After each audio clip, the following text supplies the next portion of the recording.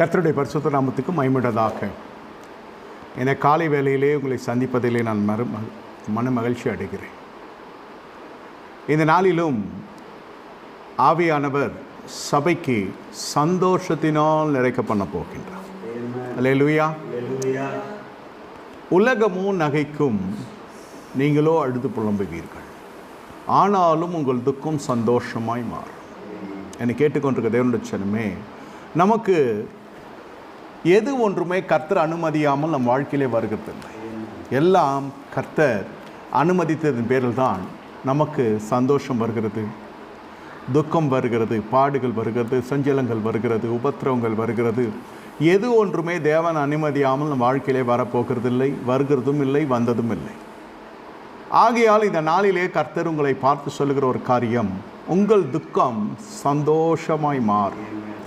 ஏதோ ஒரு மனக்லேசத்திலே உள்ளே வந்திருக்கிறீர்கள், ஆனால் தேவனுடைய பரிபூர்ணத்தின் ஆசீர்வாதத்திலே சந்தோஷம் ஒரு பகுதியாய் காணப்படுகிறது.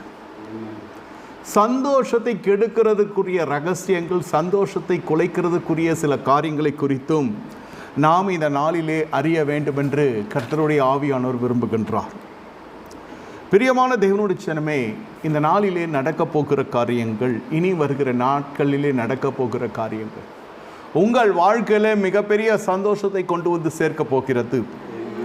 என்னோடு திருப்பிக் கொள்ளுங்கள். ஆதியாகம புஸ்தகம் 45வது அதிகாரம் 16வது வசனம் இப்படியாய் சொல்லுகிறது. யோசேப்பின் சகோதரர் வந்தார்கள் என்ற சமாச்சாரம் பார்வோன் அரண்மனையில் பிரசித்தமான போது பார்வோனும் அவனுடைய ஊழியக்காரரும் சந்தோஷம் அடைந்தார்கள். உலகம், மாம்சம், புறஜாதியர் உங்கள் வாழ்க்கையிலே தேவன் செய்ய போகிற காரியங்களை குறித்து இவர்கள் சந்தோஷப்பட போகிறார்கள். உங்களுக்கு தெரியும், இந்த யோசேப்பின் குடும்பம் எப்படிப்பட்ட குடும்பம், எப்படிப்பட்ட தேவ பக்தியிலே எவ்வளவு சிறந்து காணப்பட்டதோ அதே அளவிலே அவபக்தியிலும் அதிகமான ஜனங்கள் செய்யக்கூடாத காரியங்கள்லாம் இந்த ஜனங்கள் செய்து யாக்கோபினுடைய வாசனையை இந்த ஜனங்கள் கெடுத்து போட்டார்கள். யாக்கோபை போல ஒரு மனுஷன் காணப்படவில்லை தேவனிடத்திலும் மனுஷனிடத்திலும். ஆனால் யாக்கோபின் குடும்பத்திலே நடந்த சூறாவளியை போல எந்த குடும்பத்திலும் வேதத்திலே காணப்படவில்லை என்ற அளவிற்கு சூழ்நிலைகள் காணப்பட்டு கொண்டிருக்கிறது, சந்தர்ப்பங்கள் காணப்பட்டு கொண்டிருக்கிறது. இந்த சகோதரன் ஆக்கிய யோசேப்பை குழியிலே தள்ளி போட்டு விடுகிறார்கள். இந்த சகோதரன் குழியிலே தள்ளப்பட்ட பிறகு இவர்கள் எல்லாரும் போய் அமர்ந்து சாப்பிட போகிறாங்க. அதன் பிறகு இந்த பிள்ளையை கொலை செய்ய நினைத்தார்கள். அதன் பிறகு அது கைமாற்றப்பட்டு அப்படியே இஸ்மவேலர் கரத்துக்கு போய் இஸ்மவேலர் கரத்திலிருந்து போத்திபாருடைய வீட்டிற்கு வருது. போத்திபார் வேறு யாரும் இல்லை, எகிப்தின் இராணுவ தளபதி. இப்படியா இந்த மனுஷனுடைய வாழ்க்கை ஒரு வித்தியாசமான சூழ்நிலையிலே காணப்பட்டு இந்த குடும்பம் சிதறி சின்னாபின்னமாய் போய் பஞ்சாய் அந்த குடும்பம் போய்விடுகிறது. இது வீட்டுக்கு என்ன சொல்லப்படுகிறது என்றால், யாக்கோபுக்கு இந்த மகன் மரித்து போய்விட்டான் என்று சொல்லப்படுகிறது. உயிரோடு ஒரு மனுஷன் இருந்தாலும் மரித்ததை போல காணப்படுகிற சூழ்நிலை. அபிஷேகம் பெற்றிருக்கிற ஜனங்கள், உங்கள் வாழ்க்கையில் இப்படிப்பட்ட பகுதிக்குள் நீங்கள் கடந்து செல்வீர்கள் நான் நினைத்து கொள்ளுங்கள். யாருக்கும் வராத சோதனை உனக்கு வரவில்லை. நீ எல்லாராலும் மறக்கப்பட்டிருக்கிறாய், எல்லாராலும் ஒதுக்கப்பட்டு இருக்கிறாய். ஆனால் கர்த்தருடைய ஆவியானவர் இந்த நாளிலே சொல்லப்படுகிற காரியம், எல்லாராலும் ஒதுக்கப்பட்டு இருக்கிற உன்னை, எல்லாராலும் மறக்கப்பட்டிருக்கிற உன்னை பார்த்து கர்த்தர் சொல்லுகிறார், நீ என்னுடையவன், என்னுடையவன். உன்னை ஏற்ற காலத்தில் நான் உயர்த்துவேன். அந்த காலம் இப்பொழுது வந்திருக்கிறது. இப்போ என்ன நடக்கிறது? ஆதியாகமம் புஸ்தகம் 45:16 படி யோசேப்பின் சகோதரர்கள் அவனை காணும்படி வருகிறார்கள். தீர்க்க தரிசனமாக நான் சொல்லட்டும், உன்னோடு கூட யுத்தம் செய்த ஜனங்கள், உன்னோடு கூட பகைமை பாராட்டின ஜனங்கள் அந்த நாளில், பகைமை துவங்கின நாளில் இருந்ததை போல இன்று இல்லை. இன்று அவர்கள் அப்படி இல்லை. நெஞ்சை உயர்த்தி கொண்டு தலையை நிமிர்த்தி கொண்டு வந்து உன்னோடு யுத்தம் செய்வதற்கு ஆயத்தமாய் காணப்பட்ட அதே கூட்ட ஜனங்கள் இன்றைய நாளிலே அவருடைய நிலைமை என்னவாய் இருக்கிறது என்றால், அவர்கள் பஞ்ச காலத்தின் வழியே கடந்து செல்லுகிறார்கள், தரித்திரத்தின் வழியே கடந்து சொல்லுகிறார்கள். அவர்கள் அப்பத்திற்கும் தண்ணீருக்குமே ஒரு கேள்விக்குறி காணப்பட்டு கொண்டிருக்கிறது. உன்னை பகைத்த யாவரும் வெட்கப்பட்டு நான் லட்சை அடைந்து உன் வாசலில் வந்து நிற்கிற நாட்கள் வந்து கொண்டிருக்கிறது என்று கர்த்தர் சொல்லுகிறார். இது நிமித்தம் நீங்கள் சந்தோஷப்படுகிறீர்களோ அல்லது சஞ்சலப்படுகிறீர்களோ அது இரண்டாவது காரியம். ஆனால் உன்னை சூழ்ந்து கொண்டிருக்கிற ஜனங்கள் பார்வோனும் அவனுடைய அரண்மனையிலே ஊழியக்காரர்கள் அநேகர் சந்தோஷம் அடைந்தார்கள் என்று வேதம் சொல்லுகிறது. ஐயா, என்னால் தலை காட்ட முடியவில்லை, என்னால் ஒரு அவமானத்தின் வழியை நான் கடந்து செல்லுகிறேன், என் சொந்த வீட்டாரே இப்படி இருக்கிறார்கள், நான் இத்தனை வருஷமாய் உழைத்து கொடுத்த எஜமானர் அல்லது என்னுடைய அலுவலகம் இப்படி இருக்கிறது, நான் கடந்து சென்ற ஊழியத்தினுடைய பாதை இப்படி இருக்கிறது, இனி தலை காட்ட முடியவில்லை, இனி நான் அவமானத்தின் வழியை கடந்து செல்லுகிறேன், அழுகிறது கூட எனக்கு பலன் இல்லை என்று சொல்லுகிற அளவுக்கு என்னுடைய வாழ்க்கை காணப்பட்டாலும் இந்த காலை வேளையிலே கர்த்தருடைய ஆவியானவர் உங்களை பார்த்து சொல்லுகிற ஒரு காரியம், உன்னை சூழ்ந்திருக்கிற ஜனங்கள் உனக்கென்று கர்த்தரை எழுப்பப்பட்ட தலைமைத்துவம் சந்தோஷப்படத்தக்கதாய் உன் வாழ்க்கையிலே நான் அற்புதங்களை செய்வேன். பார்வோனும் அவனுடைய ஊழியக்காரர்களும் சந்தோஷப்படுகிறார்கள். தேவனுடைய செய்கை உன் வாழ்க்கையிலே வருகிறதற்கு அடையாளமாய் இருக்கும். நீ எண்ணி பயப்படுற காரியம் வாழ்க்கையில நேரிட போவதில்லை. இனி அந்த ஜனங்கள் முகத்தில் விழிப்பதே தவறையா. இனி அந்த ஜனங்கள் அவ்வளவாய் துரோகிகளாய் காணப்பட்டார்கள். யோசேப்பு என்ன செய்ய முடியும் பாருங்க. குழியில் தள்ளப்பட்டு விடுகிறான். எல்லாருக்கும் இளையவன். ஒருவன் கொலை செய்ய நினைக்கிறான், இன்னொருவன் கொலையை தடுக்கிறான், இன்னொருவன் கைமாற்றி காசாக்குகிறான். இது எல்லாம் யோசேப்புக்கு தெரிந்து வருகிறது. அந்நிய தேசத்தில் சிறைப்பட்டு போய்விடுகிறான் பொய் வழக்கின் நிமித்தம். அதெல்லாம் அந்த காலம் சரி இந்த காலம் சரி பொய் வழக்கு போட்டு உங்களுக்கு பணம் இருந்தால் அது விஷயம் வேறு, உங்களுக்கு ஆள் சிபார்சுகள் இருந்தால் அது விஷயம் வேறு. செல்வந்தனுக்கு சிறை இருப்பும் சரி, மருத்துவ படலும் சரி, அது ஒரு சொகுசான வாழ்க்கை வாழ்ந்து விடலாம் செல்வ செழிப்பு இருக்கிறவர்களுக்கு. ஆனால் தரித்திரனுக்கோ ஏழைக்கோ அது மிகப்பெரிய நரகமாய் பூமியிலே காணப்படும். சிறை இருப்பானாலும் சரி, பூமிக்குரிய சிறை இருப்பானாலும் சரி, பூமிக்குரிய மருத்துவ படலமானாலும் சரி, அவர்களுக்கு மருந்து வாங்க காசு இருக்காது. நினைத்ததை மருத்துவர்கள் கொடுக்கிற காரியத்தை செய்து முடிக்க காசு இருக்காது.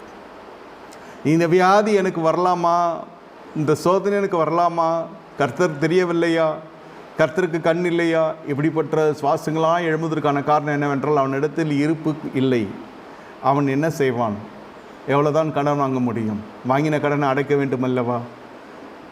ஆகையால் இப்படிப்பட்ட ஜனங்களுக்கெல்லாம் இந்த பிரச்சனை வரவே கூடாது.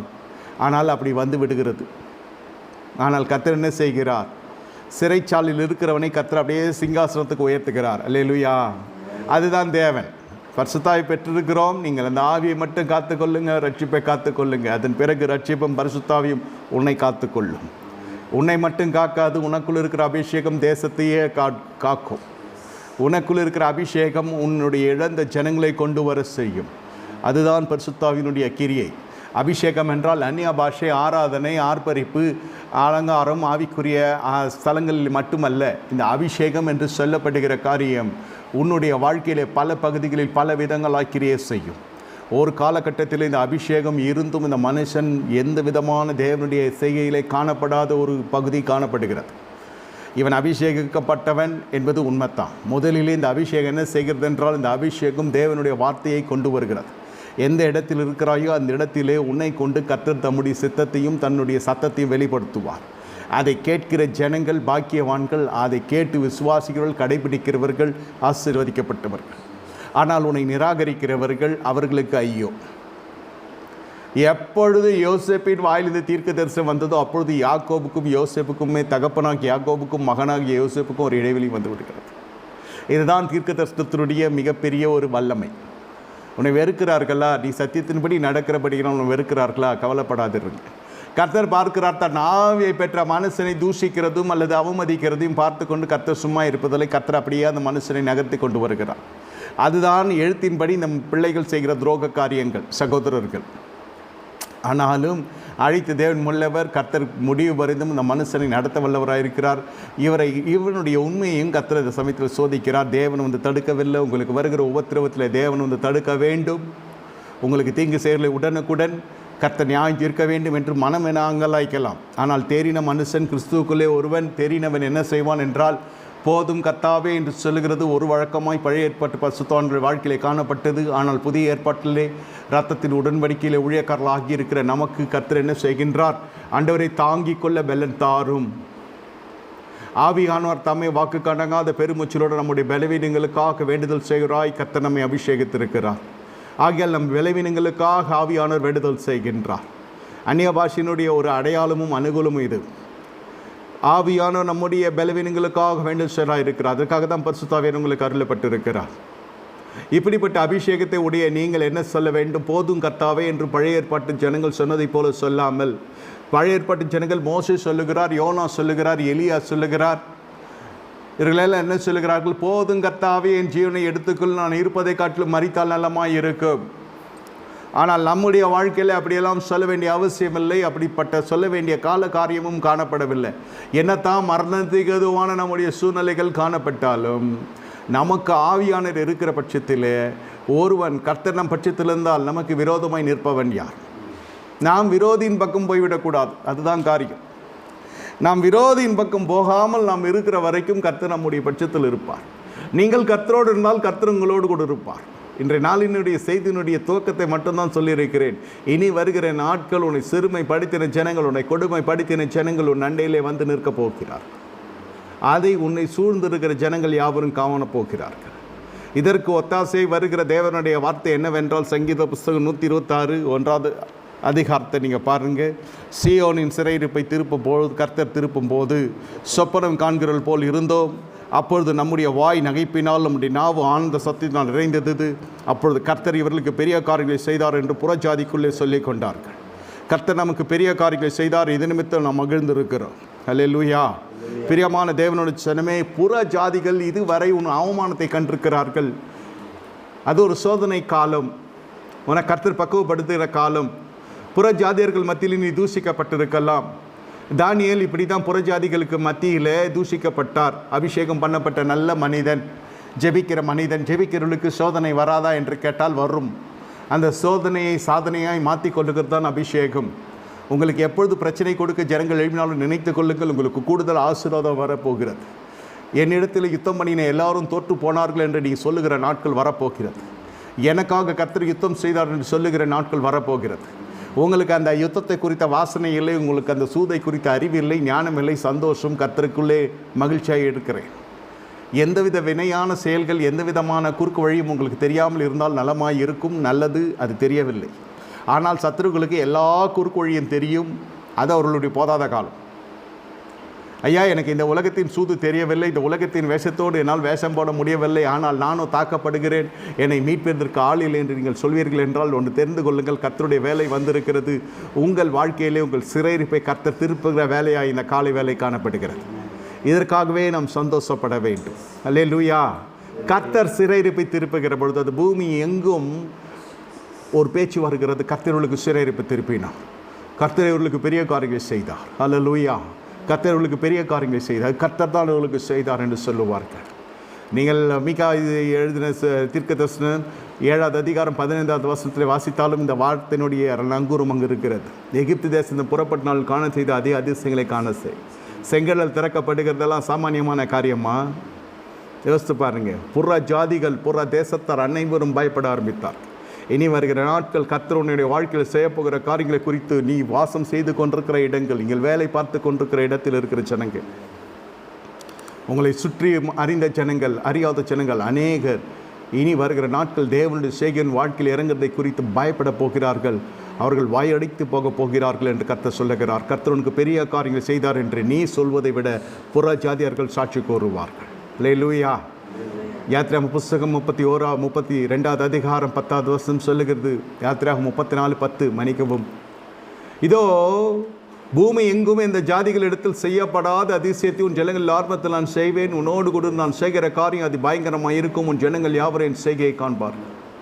பயங்கரத்தின் தேவன் பயங்கரத்தை செய்ய ஆரம்பிக்கின்றார்.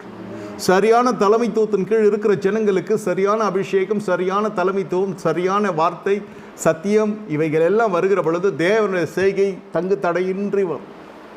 ஆனால் வீட்டிலே இருந்து ஜெபித்து கொண்டிருக்கிறேன், நான் ஜெபித்து கொண்டிருக்கிறேன், தேவ சமூகத்துக்கு வரமாட்டேன் என்று சொல்லுகிறவர்கள் என்ன நடக்கும் என்றால், உங்களுடைய வாழ்க்கையிலே வாக்கு உங்களுக்கு வழி தெரியாது.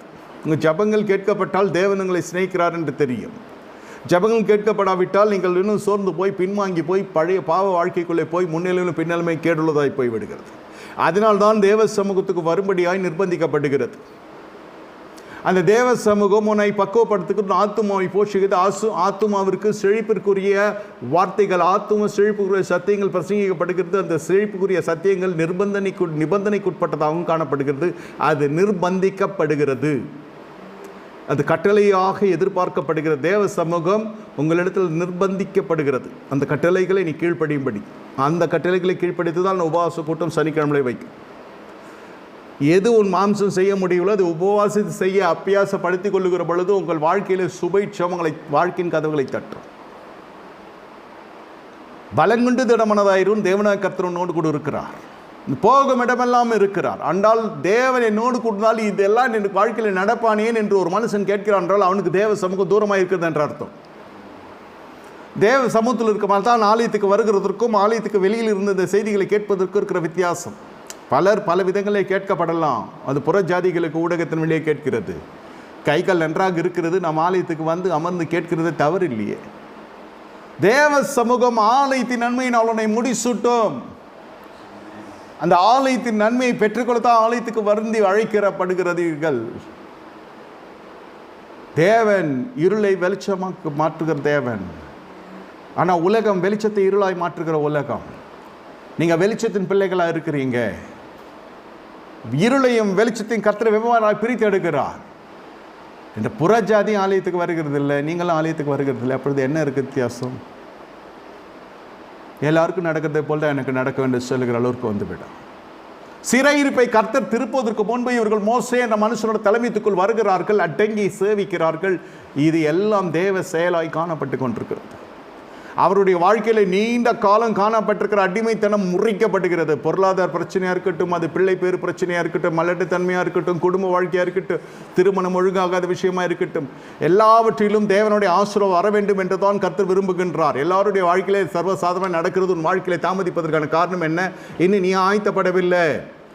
நீ சோர்ந்து சோர்ந்து சோர்ந்து முற்பிதாக்களுடைய வாழ்க்கையில் காணப்பட்ட தோல்வி நினைத்து கொண்டு நீங்கள் தோல்வி நிறைந்த ஒரு மனநிலை இருக்கிறபடியினால் நீங்கள் தேற்றவாளனுக்கு தூரமாய் காணப்பட்டு நீங்கள் உங்கள் வழியில் வாழ்க்கை வாழ்ந்து கொண்டிருக்கிறீர்கள். நெருக்கம் வருகிற பொழுது தேவனுடைய சமூகத்தில் திரும்பி வருகிறீர்கள். அந்த நெருக்கம் பெருக்கமாகிற பொழுது மறுபடியும் உங்கள் வழியில் பாதையை மாற்றிக்கொள்வீர்கள். ஒரு பிரச்சனை வருகிற பொழுது உன்னுடைய வழிகளை எல்லாம் முற்றிலும் கர்த்தருக்கு ஒப்புவித்து அவர் மீது நம்பிக்கையாக இருக்கிற பொழுது கர்த்தர் அதை வாய்க்க செய்வார். என்னை கேட்டுக்கொண்டிருக்க தேவனுடைய ஜனமே, இந்த இடத்துல பாருங்கள், தேவன் செய்கிற காரியம் இனி வருகிற நாட்கள் அதிசயத்தின் மீது அதிசயம் வாழ்க்கையிலே காணப்பட போகிறது. அதிசயத்தின் மீது அதிசயம் காணப்பட போகிறது. 2 நாளாகவும் 30வது அதிகாரம் 26வது வசனம் சொல்லுகிறது, அப்படியே எருசலேமிலே மகா சந்தோஷம் உண்டாயிற்று. எருசலேமிலே மகா சந்தோஷம் உண்டாயிற்று. தாவீதின் குமாரனாகிய சாலமோன் என்னும் இஸ்ரவேலுடைய ராஜாவின் நாட்கள் முதற்கொண்டு இப்படி எருசலேமிலே நடந்ததில்லை. எப்படி எருசலேம் நடந்ததில்லை? அதுக்குரிய காரணம் என்ன? சும்மா உங்களுக்கு சந்தோஷம் வந்து விடாது. தேவ ஜனங்களுடைய வாழ்க்கையிலே துக்கம் வருகிறது என்றாலும் சும்மா வந்து விடாது. தேவன் அனுமதிக்கிற துக்கமாக இருந்தாலும் நம்மை சீர்படுத்தவும் சிறப்படுத்தவும் வழிபடுத்தவும் நிலைநிறுத்தவும் தான் கர்த்தர் அந்த துக்கத்தை கர்த்தர் அனுமதிக்கின்றார். அதே போல் சந்தோஷம் வருகிறதற்கும் நமக்கு ஒரு வழியை கர்த்தர் வைத்திருக்கிறார். இதே செய்தால் எதுக்கு வர என்ற ஒரு அறிவுரையெல்லாம் நீங்கள் காணப்பட வேண்டும். இஸ்ரவேலின் ராஜாவின் நாட்களில், சாலமோன் என்னும் இஸ்ரவேலின் ராஜாவின் நாட்களில் முதற்கொண்டு இப்படி எருசலேமில் நடந்ததில்லை. லேவியரான ஆசாரியர்கள் எழுந்து நின்று ஜனத்தை ஆசீர்வதித்தார்கள். அவருடைய சத்தம் கேட்கப்பட்ட அவருடைய விண்ணப்பம் அவருடைய பரிசுத்த வாசஸ்தலத்தில் பரலோகத்தில் வந்து எட்டினது. ஆவிக்குரிய வாழ்க்கையில் மிகப்பெரிய சந்தோஷமான காரியம் என்னவென்று கேட்டால் 3 பேர் சந்தோஷப்படுவார்கள். ஒன்று, பரலோகம் சந்தோஷப்படும். ஒரு பாவியினுடைய மனம் திரும்புதலுக்காக அந்த பரலோகமே சந்தோஷப்படும் என்று நாம் வாசிக்கிறோம், மீகாவிலே வாசிக்கிறோம். ஒரு பாவியின் மனம் திரும்புதலே பரலோகம் சந்தோஷப்படும். இன்னொன்று, ஆத்துமாக்கள் உள்ளே வருகிற பொழுது ஆத்தும பாரம் கொண்டு மேய்த்து கொண்டிருக்கிற மேய்ப்பன் சந்தோஷப்படுவான். ஆனால் தனிப்பட்ட விசுவாசி என்னவென்றால், அவன் ஜபங்கள் கர்த்தருடைய சமூகத்தில் எட்டுகிற பொழுது அவனுக்கு ஒரு சந்தோஷம் வரும். ஐயா, என்ன கர்த்தர் நினைத்தரில் இருக்கிறார், என் ஜபங்கள் கேட்கப்பட்டிருக்கிறது, என் விண்ணப்பம் கேட்கப்பட்டிருக்கிறது, கர்த்தர் எனக்கு மறு உத்தரவு அருளுகிறார். மனுஷன் வார்த்தை கேட்பான் ஐயா, அதற்கு பல காரியங்களை எதிர்பார்ப்பான். நமக்கு ஒரு காரியம் அரசாங்கத்தில் ஆக வேண்டும் என்றால் அவங்களுக்கு தெரியாததல்ல. நமக்கு ஒரு அதிபதி இடத்துல ஒரு காரியம் போக வேண்டும் என்றால் அவனை போய் பார்ப்பதற்கு பெரிய விஷயமாயிடும். இவனை பிடிச்சி அவன் இங்கே அப்பாயின்மெண்ட் ஒரு disappointment. Fixing the appointment leads you into disappointment. நேராக போனாலும் ஃபோன்லேயே பிடிக்க முடியல, அவனை நேராக போனால் ஏன் வந்தேன்னு கேட்பான், நீ யாருன்னு கேட்பான். ஆண்டவர் ஒண்டி தான் இருக்கிற இடத்துல இருக்கிற வண்ணமாய் நீ கர்த்தரை நோக்கி கூப்பிடுகிற ஒரு சத்தத்துக்கு செவி இருக்கிறார். இது எப்பொழுது என்றால், ஆலயத்துக்கு போக்கும் வருத்தமாக இருந்து நீங்கள் நினைக்கிற நேரத்தில் கூப்பிடலாம். அந்த அங்கீகாரம் அந்த குடும்பத்திற்குள்ளே நீ வர வேண்டும். அதுக்கு தான் சொல்லப்படுகிறது. இந்த மந்தையில் ஆள் சேர்ப்பதற்கல்ல, இது சந்தைக்குரிய கூட்டம் அல்ல, இது தேவனுடைய மந்தைக்குள்ளே ஒரு குடும்பத்தில் ஒரு மனுஷனாய் உன்னை நான் அழைக்கிறேன். ஒரே குடும்பமாய் கர்த்தரை ஆராதிக்கப்படி அழைக்கிறேன். இந்த ஆசருடைய இருதயம் சந்தோஷப்பட்டது. இந்த இடத்துல கர்த்தருடைய வாசஸ்தலத்தில் பரலோகத்தில் வந்து அது ஏற்றுகிறது. அல்லேலூயா. அப்படி என்னையா நடக்கிறது பாருங்க. உடன்படிக்கை கர்த்தருடைய உடன்படிக்கை. திருமணம் ஆனவர்களுக்கு விவாகம் ஒரு உடன்படிக்கை. திருமணம் ஆகியிருந்தாலும் ஆகாவிட்டாலும் ஞானஸ்தானம் ஒரு உடன்படிக்கை. அடுத்தது ஞானஸ்தானம் எடுத்தவர்களுக்கு திருவிருந்து ஒரு உடன்படிக்கை. இந்த இஸ்ரவேலின் ராஜாவாகிய சாலமோனின் நாட்களில் நடக்காத ஒரு காரியம். சாலமோனின் நாட்களில் கூட இப்படி நடந்ததில்லை. ஏன் சாலமோன் என்று முக்கியப்படுத்துகிறேன் என்றால் உலக ஞானி, கர்த்தரை முகமுகமாக தரிசித்தவன், ஞானம் வேண்டும் என்று கேட்டுக்கொண்டு ராஜ்யபாரத்தை இந்த ஞானத்தினால் சிறப்படுத்தி சமாதானத்தோடு ராஜ்யபாரம் செய்த ஒரு அருமையான தேவனுடைய மனுஷன். ஞானம் பெருசு.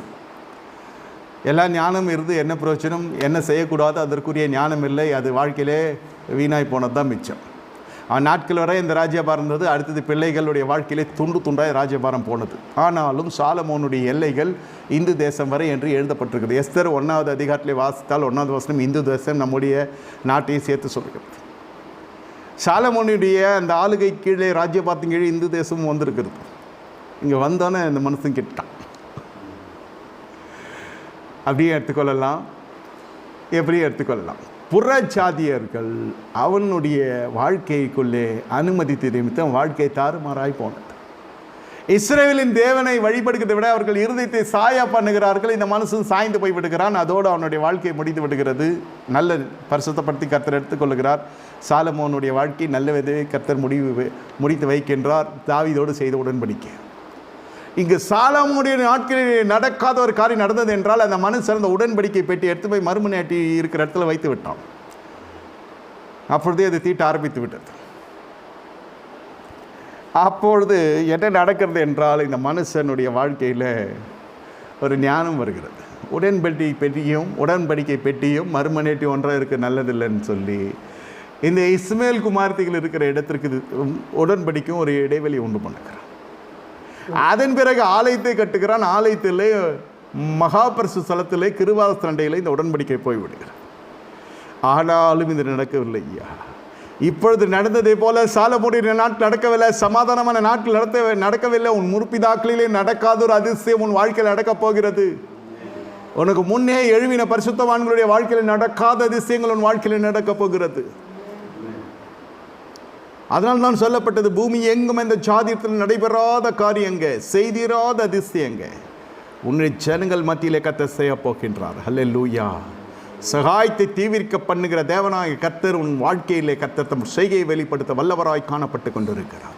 என்ன அப்படி செய்தார் எசேக்கியா? பஸ்காவை ஆசரிக்க தீர்மானித்தான். பஸ்கா என்றால் என்னையா? ஒரு ஆட்டை எடுத்து சுட வேண்டும், அதை எல்லாரும் சாப்பிட வேண்டும். இதுதானே பஸ்கா. அதல்ல. பஸ்கா ஆசரிப்பதற்குரிய ஆயத்தத்தை இந்த எசேக்கியா செய்தான். என்ன செய்கிறான்? லேவியருக்குள்ளே பரிசுத்தம் இல்லை என்பதை கண்டறிந்து பரிசுத்தப்படுத்திக் கொள்ளுங்கள், பஸ்காவை இப்பொழுது ஆசரிக்கத்தாகாது என்று சொல்லி பஸ்காவை தள்ளி வைக்கிறான்.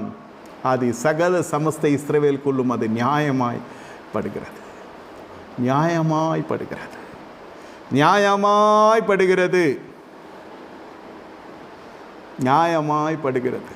உடன்படிக்கையிலே ஒரு உடன்படிக்கை சொல்லுங்க. ஞானஸ்தானம் எடுத்த திருசபையை அதை புரிந்து கொள்ள வேண்டும். இதே குளிர்பான கடையை போல மோர் பந்தல் சொல்லுவாருங்க, வெய்ய காலத்தில் வைப்பாங்க. தண்ணீர் பந்தல் வைப்பாங்க. வரவங்க குடிச்சிட்டு போகலாம். இயேசுவின் ரத்தம் அப்படிப்பட்ட ரத்தம் அல்ல. இயேசுவின் சரீரம் அப்படிப்பட்ட சரீரம் அல்ல. நமக்காய் அடிக்கப்பட்ட கர்த்தராகிய இயேசு கிறிஸ்து சரீரம், நமக்காய் சித்தப்பட்ட கர்த்தராகிய இயேசு கிறிஸ்து ரத்தம். இந்த ஜீவனுள்ள நாளெல்லாம் சொல்லிக் கொண்டு இருப்பேன். எத்தனை பிரபலங்களை இதை துஷ்பிரயோகம் பண்ணாலும் அவர்களையும் அவர்கள் வீட்டாரையும் கர்த்தர் வாதிப்பார். இது சத்தியம். இது உடன்படிக்கை என்றால் எசேக்கியா இது பெரிய ராஜா. சாலமோன் நாட்களில் நடக்கவில்லை. அதுதான் எங்கே எல்லாம் பொம்பளை பின்னாடி சுற்றிட்டு இருந்தா. பஸ்காவை ஆசரிக்கிறதுக்கு ஒரு தகுதி இருக்கிறது. அந்த தகுதி இங்கே யாருக்கும் இல்லை. இயேசுவின் சட்டை கொடுப்பதற்கே தகுதி இல்லை. எடுப்பதற்கு மட்டும் என்ன தகுதி வேண்டும் என்றெல்லாம் விதண்டாவாதம் பேசுவீர்கள் என்றால் 1 கொரிந்தியர் 11 அதிகாரத்தை வாசித்து பாருங்கள். அதில் தெளிவாக சொல்லுங்கள். அநேகர் பலவீனம் அடைந்திருக்கிறார். அநேகர் நித்திரையும் அடைந்திருக்கிறார்கள். ஏன் சாவணும்? பிள்ளையின் பிள்ளையை காண கர்த்தர் கிருபை செய்ய வேண்டும், தீர்க்க ஆயுசு நமக்கு தர வேண்டும். இந்த திருவிருந்தால் நாம் பிழைக்கிறோம் என்று சொல்லி நாம் வாசிக்கிறோம்.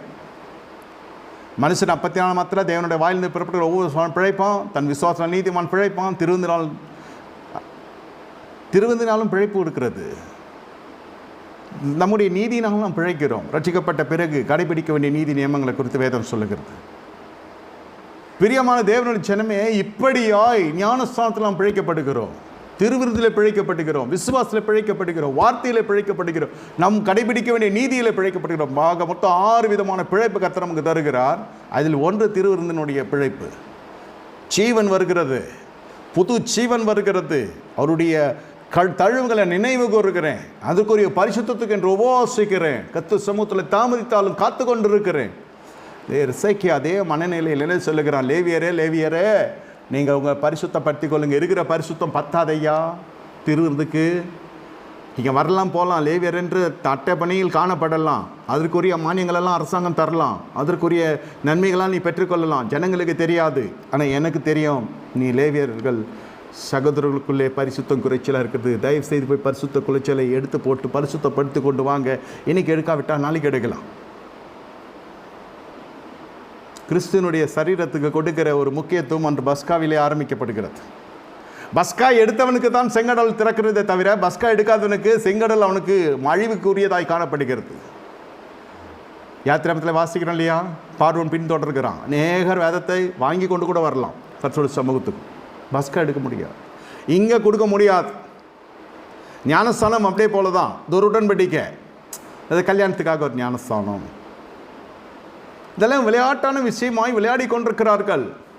இந்த உடன்படிக்கை பெட்டியை நீங்கள் ஜாக்கிரதையாய் கையாள வேண்டும். என்னோடு திருப்பிக் கொள்ளுங்கள். 1 நாளாகவும் 15 அதிகாரம் 13வது வசனம் சொல்லுகிறது, முதலில் நீங்கள் அதை சுமக்காதபடியினால் நாம் நம் தேவனாகிய கர்த்தரை நியாயமான படியே தேடாதே போனபடியினாலும் அவர் நமக்குள்ளே அடிவிழ பண்ணினார். இயேசு அன்பாக இருக்கிறார், இயேசு சமாதானமாக இருக்கிறார், இயேசு மனம் உருகுகிறார், இயேசு குணமாக்குறார், இயேசு அற்புதம். இதே கேட்டு கேட்டு கேட்டு சபை என்ன செய்கிறது? இன்னும் அந்த சுவிசேஷ அட்டவணைக்குள்ளே இருக்கிறது. ஆரம்ப காலம் அந்த சுவிசேஷ சத்தியத்தினால்தான் ரட்சிக்கப்பட்டு கர்த்தருடைய சபையில் நீங்கள் அங்கத்தினால் மாறுகிறீங்க. அதெல்லாம் தெரிந்து தான் உள்ளே வருகிறீங்க. இப்போ அடி விழுகிறது என்று வேதம் சொல்லுகிறது. ஏன் அடி விழுகிறது? உடன்படிக்கை பெட்டி சுமக்கிறது இல்லை. அந்த தண்டுகள் தோல் மீது வைத்து எடுத்துக்கொண்டு செல்ல வேண்டும். அதுக்குள்ளே என்ன இருக்கிறது? கற்பலகை இருக்கிறது, 10 கட்டளை கொண்ட கற்பலை இருக்கிறது, மண்ணா இருக்கிறது, 6 துளிவிட கோல் இருக்கிறது. இது 3ஐயும் சேர்த்து சீத்தி மரத்தினாலே அது பிழை செய்யப்பட்டு பொன்னினால் கீழ் செய்யப்பட்டு அந்த தண்டுகள் நம் தோளில் மீது அமர வேண்டும். அதை சுமக்கிறதுக்கு லேவியர் வர வேண்டும். அதற்காக தான் லேவியர். 1 நாளாகவும் 14 அதிகாரம் வாசித்து பாருங்க முழுவதும். ஆனால் இந்த வசனம் மிகவும் அருமையான வசனம்.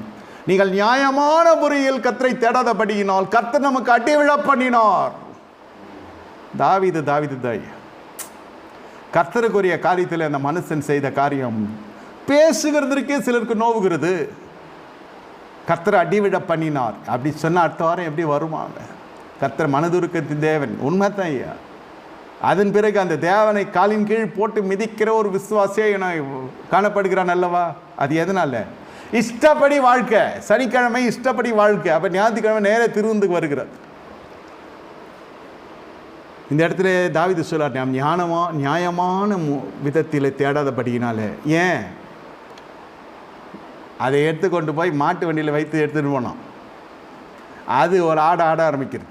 மாடு எப்படி போகிறதோ அதுக்கேற்ற மாதிரி ஆட ஆரம்பிக்கிறது. அதை உடன்படிக்கை சாய்கிற அளவுக்கு வருகிறது. பட்சபாதத்தின் பேரில் பட்சமாய் உடன்படிக்கை காக்கிறதாக நினைத்து ஒருத்தன் கை வைக்கிறான்.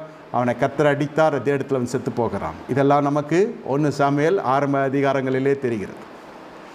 ஏலினுடைய இந்த வாசஸ்தலத்திலே தேவனுடைய ஆலயத்திலே விபச்சாரம் வெளியரங்கமாய் பயிற்றுவிக்கப்படுகிறது. அப்படி என்ன நடக்கிறது என்றால், அந்த இடத்துல தேவன் ஒரு யுத்தத்தை கர்த்தர் கட்டளையிடுகிறார். அந்த யுத்தத்திலே உடன்படிக்கை பெட்டி பறிபோய் விடுகிறது புறஜாதிகள் வசத்திலே, பெலிஸ்தரிடத்திலே. நல்லா புரிந்து கொள்ளுங்க, உடன்படிக்கை என்பது என்ன? அந்த உடன்படிக்கை பெட்டியாக இன்று இருக்கிறது மனுஷர்களாகி புதிய ஏற்பட்ட விசுவாசிகளை குறிக்கிறது.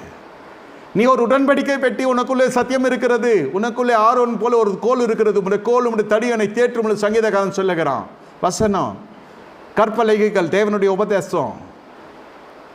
உபதேசம் இல்லாமல் திருச்சபை இல்லை. இவை அனைத்தும் உள் அடங்கினவனா இந்த 3 காரியங்கள். மன்னா, தேவனால் வரப்படுகிற மன்னா, அடுத்தது ஆரோனை துளிர்விடுகிற கோல், துளிர்த்த கோல், கற்பலகை. 3 காரியம். பிதா, குமரன், பரிசுத்த ஆவியானவர், ஆவி ஆத்மசரன், திரியேக தேவன். இது விசுவாசிக்குள்ளே இவைகளெல்லாம் வந்து இறங்குறது. ஆத்ம ரீதியாக சொல்லுகிறேன். இப்பொழுது நீ உடன்படிக்கை பெட்டி, நீங்கள் என்ன செய்ய வேண்டும்? அந்த கற்பலகைகளை கர்த்தருடைய வார்த்தை நீ சுமக்கிறவனாய் காணப்பட வேண்டும். தோல் எதற்கு கொடுக்கிறது என்றால் தோல் கொடுக்க வேண்டும். என்னை குறித்த சத்தியத்துக்கே தோல் கொடுக்க வேண்டும். என் விவாகம் இப்படி நடக்க வேண்டும், என் விவாகம் இப்படி நடக்கக்கூடாது, என் பிள்ளை இப்படி வளர்க்க வேண்டும், இப்படி என் பிள்ளை வளர்க்கக்கூடாது, திருவிருந்து இப்படி கொடுக்க வேண்டும், இப்படி கொடுக்கக்கூடாது, திருவிருந்து இப்படி தான் எடுக்க வேண்டும், இப்படி எடுக்கக்கூடாது, தசமாக இங்கு தான் செலுத்த வேண்டும், எங்கு செலுத்தக்கூடாது, சொல்லப்படுகிற நியமங்களை சொல்லிக் கொண்டு வருகிறேன். இதை குறித்த விமர்சனங்களுக்கெல்லாம் நான் அப்பால் பட்ட மனசு. சத்தியம் சத்தியமாய் வந்து சேர வேண்டும். எதுவுமே இல்லாமல் இவளுக்கு இஷ்டப்படி ஆவிக்குரிய ஜீவன் செய்கிறபடியினால் என்ன நடக்கிறது? அடி வித்தியாசமான விதத்தில் விழுகிறது. இந்த இடத்துல வேதம் சொல்லுகிறது பாருங்கள். 1 சாமுவேல் 5வது அதிகாரம் 9வது வசனம், உடன்படிக்கை பெட்டி புறஜாதியார் மேல், உடன்படிக்கை பெட்டியை புறஜாதியார் வசம் போய்விடுகிறது. புறஜாதியார் மேல் கர்த்தர் மகா உக்கிரத்தோடு கர்த்தருடைய கை இறங்குகிறது. கர்த்தருடைய கை மகா உக்கிரத்தோடு அந்த கர்த்தருடைய கை அவர்கள் மீது இறங்குகிறது. அப்பொழுது என்ன நடக்கிறது என்றால், மனுஷருக்குள்ளே பெரியவர்கள் முதல் கொண்டு சிறியவர்கள் வரையிலும் மூல வியாதியை உண்டாக்கி அவர்களை கர்த்தர் பாதிக்கிறார். Files complaint. எதுக்கு அந்த பைல்ஸ் கம்ப்ளைண்ட்டு? எகிப்தினுடைய வாதம் எது? நம்ம வாசிக்கணும் இல்லையா? எகிப்தினுடைய வாதம் எது? எகிப்தினுடைய ரோகம் அது. இஸ்ரேலுக்குள்ளே வரக்கூடாது. ஆனால் செய்கையெல்லாம் எகிப்துக்கும் இஸ்ரேலுக்கும் வித்தியாசமே இல்லாமல் போய்கொண்டிருக்கிறது. அப்பொழுது வாதை கூடாரத்தை, சரீரமாக கூடாரத்தை அணுகுகிறது. புறஜாதியாருக்கு வருகிற அதே வியாதி இஸ்ரேலுக்குள்ளே வருகிறது. இஸ்ரேல் படுகிற அதே பாடுகள் புறஜாதியாரும் படுகிறார். இஸ்ரேலுக்கும் எகிப்தியனுக்கும் வித்தியாசமே இல்லை.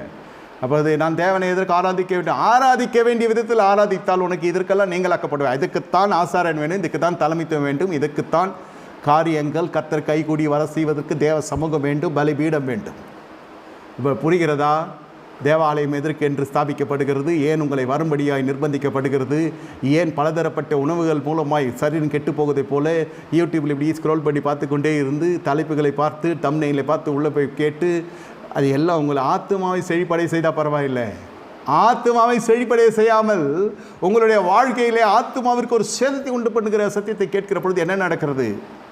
அந்நிய நுகத்தினுடைய அந்நிய போதனைகள்னால ஆத்மா செழிப்புக்கு பதிலாக வறட்சிக்குள்ளே வருகிறது. நீ எப்படி வேணா வாழல ஐயா, கர்த்தர் மன்னிப்பார், எப்படி வேணா செய்யலாம், உங்கள் வாழ்க்கையில் கர்த்தர் பார்த்து கொள்வார், அவர் நாமத்தினால் எதை கேட்டாலும் கிடைக்கும் நினைத்தால் வாழ்க்கையில் இப்படிப்பட்ட தடங்கள் வந்து கொண்டிருக்கிறது. இப்படிப்பட்ட பிரச்சனைகள் வருகிறது அல்லவா?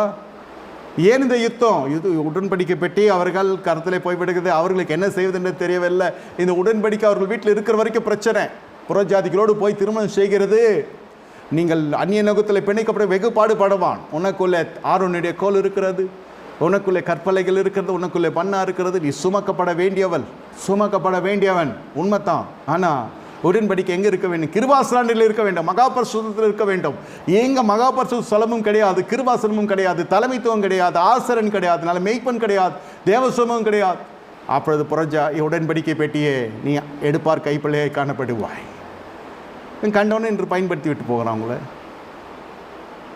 வசனத்தோடு உங்கள் வாழ்க்கையை ஒப்பிட்டு பாருங்கள். ஏன் உங்கள் வாழ்க்கையில் அடிமைத்தனம்? எங்கே பேச வேறு எங்கே பேச முடியும், இங்கே கேட்காம எங்கே கேட்க முடியும்? 1 சாமுவேல் 6:19 சொல்லுகிறது, பெத்ஷேமேசின் மனுஷர் கர்த்தருடைய பெட்டிக்குள் பார்த்தபடினால் கர்த்தர் ஜனங்களுக்குள் 50,000 பேரை அடித்தார். பெட்டிக்குள்ளே இறங்கி பார்க்கறது. Get to know your personal details. நாம் என்ன செய்கிறோம்? அன்பு கிடைக்கல, ஆறுதல் கிடைக்கல, பேசுவதற்கு துணை இல்லை, யார்ட்டையாவது இதெல்லாம் கொட்டினா எங்கள் மனசில் இருக்கிற பாரம் இறங்கும். இதெல்லாம் என்ன? இதெல்லாம் மன ரீதியான பலவீனம். You are into serious psychological distress. கர்த்தர் மேல் உன் பாரத்தை வைத்து விடு என்று வேதம் சொல்லுகிறது. நம்முடைய பாரமாய் நினைத்து இன்னொரு பாரத்தின் மீது வைத்து நம் லகுவாக்கி கொள்ள நினைத்து இன்னொரு பாரத்தை சேர்த்து கொண்டு கொள்கிறோம். அப்புறம் ஃபோன் பண்ணுவோம் பாராத்தில். இல்லை எவ்வளோ பிரச்சனை வருகிறது தெரியுமா? முதல்ல ஆரம்பிக்கப்படுகிறது. அதுதான் சரியான மெய்ப்பன் இல்லை, சரியான தலைமைத்துவம் இல்லை. உடன்படிக்கை பெட்டி பறிபோவதற்கான காரணம் வேசித்தனம் மிகப்பெரிய ஒரு ஆளுகை செய்கிறது. Adultery was dominating the early church under the leadership of Eli. That's the reason the covenant box got lost. என்னைய திருமணம் பண்ணுறதுல என்ன பெரிய விஷயம்? திருமணம் பண்ணிட்டு போகிறோம், திருமணத்தை போயிட்டு பெருசாக எல்லாம் பண்ணலையா, எல்லாரும் வாழலையா? வெளிப்புறமாய் நீ பார்த்து கொண்டிருக்க உடன்படிக்கை பெட்டியே, நீ போகிற எல்லா இடத்திலும் ஜனங்களுக்கு ஒரு சேதம் உண்டாகும். உன்னை வைத்து வாழறதுக்கு தெரியாது. உன்னை சுமக்கப்பட வேண்டியவள் நீ, சுமக்கப்பட வேண்டியவன் நீ. எந்த இடத்துல இருந்தாலும் உங்களுக்கு கனம் இருக்கும் என்று தெரிந்து கொள்ள வேண்டும். கிருபாசன தண்டையிலே வந்து நீங்கள் இருக்கிற பொழுது மகா பரிசுத்த ஸ்தலத்தில் இருக்க வேண்டிய ஒரு பொருள். நீங்கள் உன்னதமான உச்சிதமான நன்மையினால் கர்த்தர் முடிசூட்ட வல்லவராய் இருக்கிறார். நீ காக்கப்படுவாய், நீ பேணி காக்கப்படுவாய், நீ சுமக்கப்படுவாய். நீ இருக்க வேண்டிய இடம் உயர்ந்த ஸ்தலம். ஆனால் வாழ்க்கையோ தெரிந்து கொள்ளுதல், தவறான தெரிந்து கொள்ள இருக்கிறபடியினால நம்முடைய வாழ்க்கை இப்படி போய் கொண்டிருக்குது. என்னை கேட்டுக்கொண்டிருக்க தேவனுடைய சின்னமே, ரோமர் 14வது அதிகாரம் 17வது வசனம் சொல்லுகிறது, தேவனுடைய ராஜ்யம் புசிப்பும் குடிப்பும் அல்லது நீதியும் சமாதானம் பரிசுத்தாவினால் உண்டாகும் சந்தோஷமாய். அந்த தேசத்தில் இவ்வளோ பெரிய சந்தோஷம் இருக்கான காரணம் திருவிருதி எடுக்கிறதுனால அல்ல, சரியாக எடுக்கிறதுனால. இப்போ பரிசுத்தாவினால் வருகிற சந்தோஷம் தேவன் ராஜ்யம் புசிப்பும் குடிப்பும் அல்ல, பரிசுத்தாவினால் உண்டாகிற ஒரு சந்தோஷம். பிரியமான தேவனுடைய ஜனமே, மகா சந்தோஷம் எருசலேமிலே வருகிறது. இந்த இடத்துல வாசிக்கிற பொழுது லூக்கா சுவிசேஷ புஸ்தகத்தில் வாசிக்கிற ஒரு ரட்சிப்பினால் ஒரு சந்தோஷம் வருகிறது. லூக்கா சுவிசேஷ புஸ்தகம் 15வது அதிகாரம் 32வது வசனத்தில் வாசிக்கிறோம், உன் சகோதரனாகிய இவனோ மரித்தான், திரும்பவும் உயிர்ப்பித்தான், காணாமற் போனால் திரும்பவும் காணப்பட்டான், ஆனபடியே நான் சந்தோஷப்பட்டு மகிழ்ச்சியாக இருக்க வேண்டும் என்று சொன்ன. நீ மகிழ்ச்சியாக இருக்க வேண்டும், சந்தோஷப்பட்டு மகிழ்ச்சியாக இருக்க வேண்டும். எதனால? இழந்ததை நீ திரும்ப பெற்றுக்கொள்ள போகிறாய். The Lord shall be restored in your life. இதோட போச்சு, அது முடிந்ததையா, என் கையை விட்டு போயாச்சு எல்லாம். ஏனென்றால் அந்த பிள்ளை தனியாக போனால் கூட என் பிள்ளை திரும்பி வந்துடும். அது யார் இடத்துல போய் மாட்டிருக்கிறது தெரியுமா? திரும்பி வர முடியாத ஒரு இடத்துல போய் மாட்டிக்கொண்டிருக்கிறது. திரும்பி வர முடியாத ஒரு தேசத்துக்குள்ளே திசையிலே போய் மாட்டிக்கொண்டிருக்கிறது. உங்கள் பொருளாதாரமாக இருக்கலாம், உங்கள் பத்திரமாக இருக்கலாம், உங்கள் வீடாக இருக்கலாம், உங்கள் பிள்ளைகளாக இருக்கலாம், எழுத்தின்படி உங்களுடைய துணையாக இருக்கலாம். போய் சிக்கி கொண்டாந்த மனுஷன் இனி அவ்வளோதான், என் குடும்பம் ஒன்று சேராது, சிதைக்கப்பட்டிருக்கிறோம், நம்ம எல்லாம் பிரிந்து விட்டோம், சிதைந்து போய்விட்டது.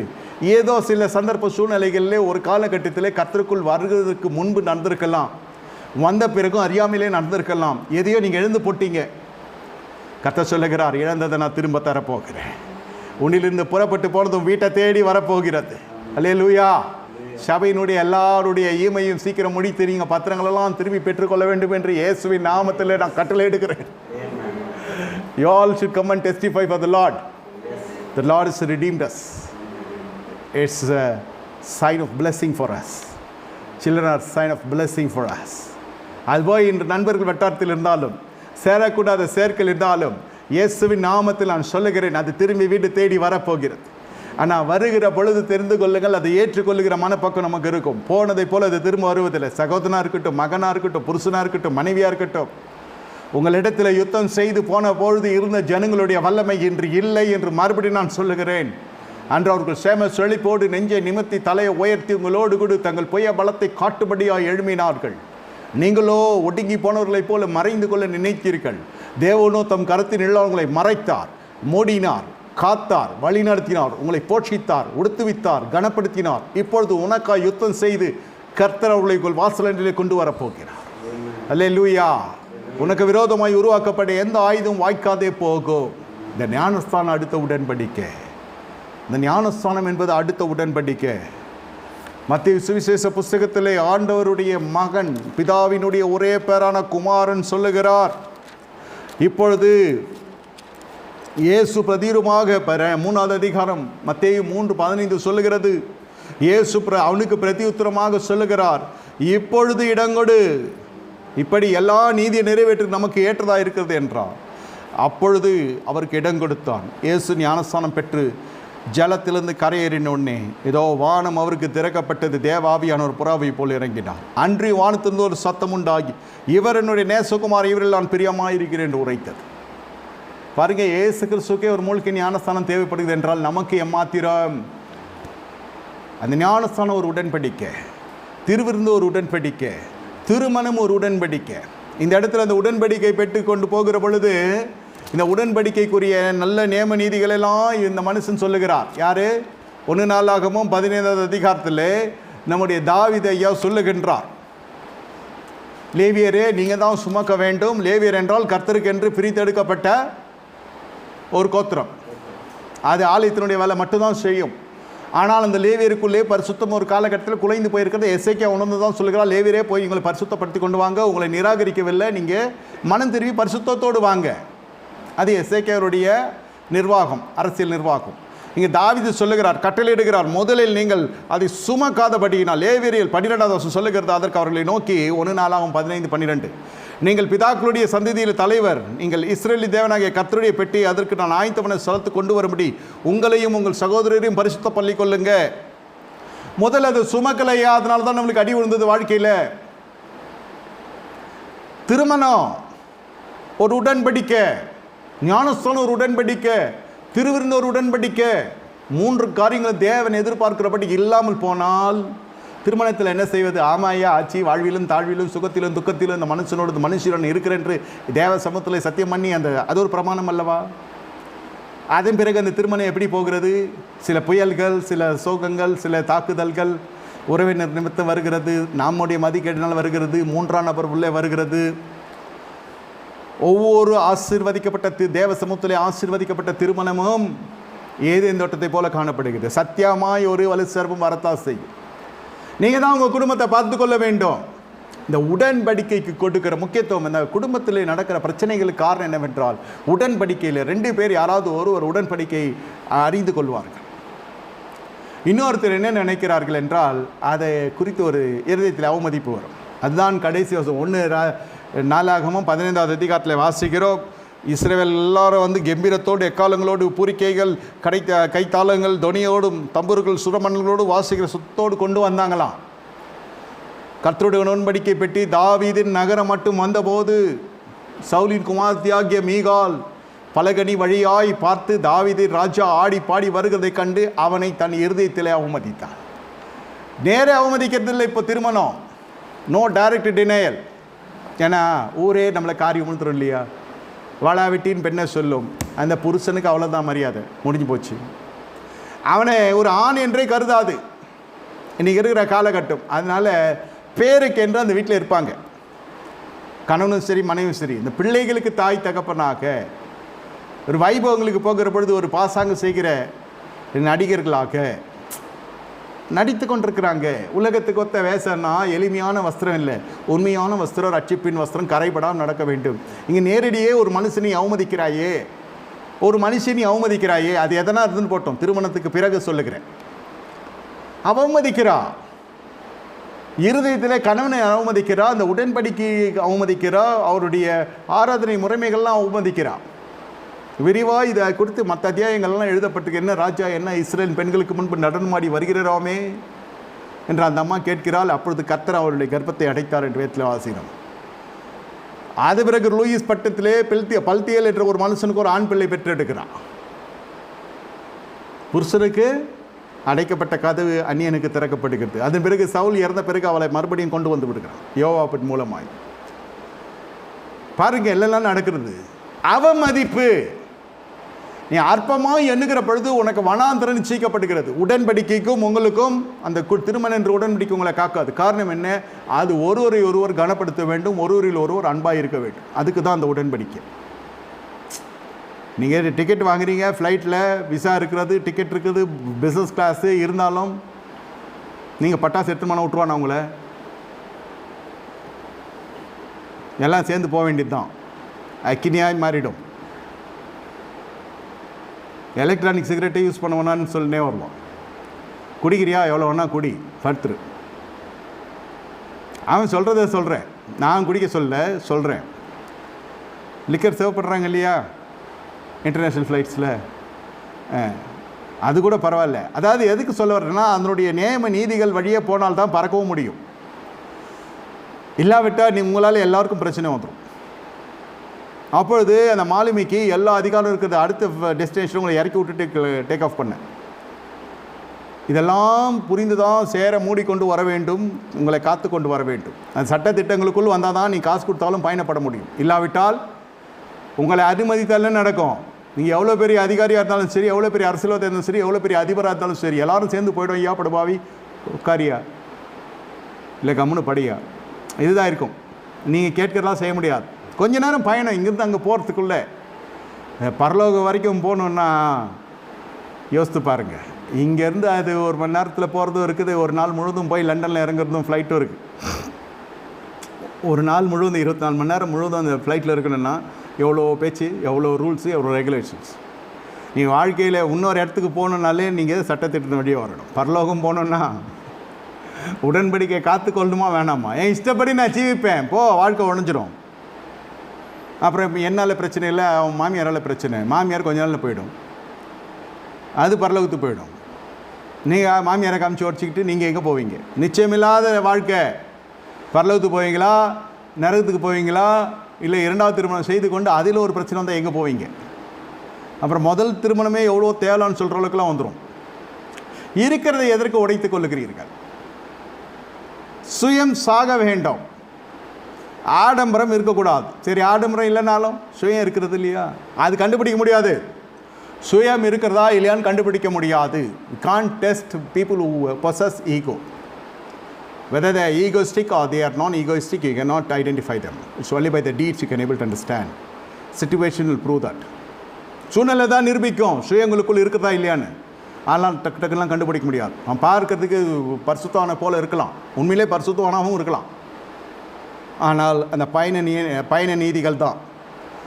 திருமணம் என்பது முப்புரிநூல். பிதா குமாரன் பரிசுத்த ஆவியானவர் கர்த்தர், அந்த தம்பதிகள். முப்புரிநூல் சீக்கிரமாக யாராது 3 cord will not be destroyed. அது கர்த்தர் அங்கே இருக்கணும் இல்லையா? அந்த வார்த்தை கிட்ட கடைபிடிக்கிட்டால் தான். நீங்கள் அவமதிக்கிறீர்கள், நீங்கள் அற்பமாக எண்ணுகிறீர்கள். குடும்ப வாழ்க்கைக்குள்ளே யாரை நீங்கள் அற்பமாக எண்ணாலும் நமக்கு அற்பமாக எண்ணுகிறவர்களுக்கு வனாந்தரம் நிச்சயிக்கப்படுகிறது. சாராலை ஆகார் அற்பமாக எண்ணினா, இவ பெறவில்லை, இவ பெற்று விட்டா, இவ கருத்தரிக்கவில்லை, இவ கருத்தரித்து விட்டா, ஆரம்பித்தது பிரச்சனை நாச்சியார்களுக்குள். கடைசியில் என்ன நடக்கிறது? வனாந்தரத்துக்கு துரத்தப்படுகிறா. அங்கிருந்து தேவத்துந்து எழுவி என்ன சொல்கிறான்? நீ போய் அவள் கரத்தில் கீழே அடங்கீர் என்று சொல்லுகிறான். மறுபடியும் வருகிறது. ஆனாலும் அது கொஞ்சத்திலே அது அடங்கிறது இல்லை. ஏன் அடங்கிறது இல்லை? ஒரு அற்பமான அபிப்பிராயம் வந்துருச்சு. அது வயசாகிறது, இவ்வளோ சொத்து இருந்த என்ன பிரயோஜனம், ஒரு கருத்தரிக்க முடியவில்லை. ஏதோ மற்றொரு இடத்தில் இல்லாதது உன்னிடத்தில் இருக்கிறது ஐயா, சந்தோஷம், நல்லது, கர்த்தருக்கு ஸ்தோத்திரம். அதை காத்துக்கொள்ள பாருங்கள், அதை இழந்து விடாதீர்கள். சரி, இளமை இருக்கிறது, சரீரத்தில் பலன் இருக்கிறது, பெற்றுக்கொள்ளக்கூடிய கருத்தரிக்கக்கூடிய ஒரு திறன் சரீரமானது எடுத்துக்கொள்கிறது. தி பாடி அக்செப்ட்ஸ்.